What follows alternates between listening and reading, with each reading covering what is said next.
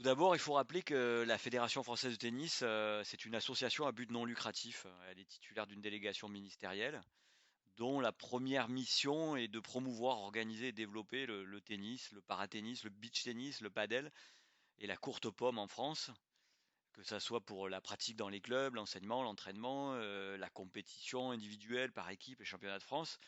Donc il y a 7 475 clubs affiliés que la fédération fédère, encourage et soutient dans le cadre du développement de leurs différentes activités.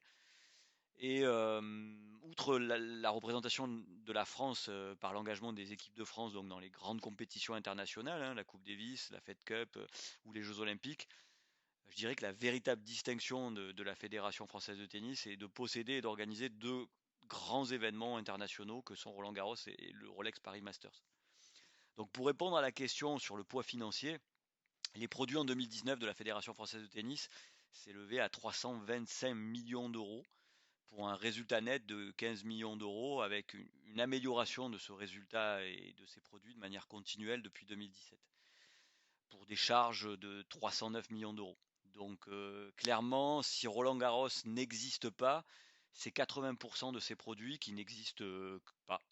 Et aujourd'hui, le réseau fédéral pèse 100 millions d'euros hors amortissement, avec énormément d'investissements qui sont effectués pour le développement du nouveau stade de Roland-Garros, qui s'élève à environ 380 millions d'euros, financés à 100% par la fédération.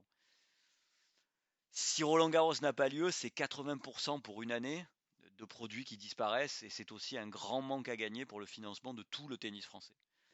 Pour être clair, la fédération pourrait tout investir dans Roland-Garros, et ne pas investir dans sa fédération de clubs, ce que font d'autres grands chelems et d'autres grands événements. Mais c'est énormément d'emplois, d'économies sociales et solidaires, puisque tout est reversé pour des biens sociétaux et sociaux, qui pourraient être mis clairement en danger. Oui, si Roland Garros n'a pas lieu, c'est la vitalité sociale et économique du tennis français et d'une partie du sport français qui est remise en question. Donc la priorité du comité exécutif et de son président a été de protéger le patrimoine, l'emploi et le réseau de clubs par rapport à cette décision.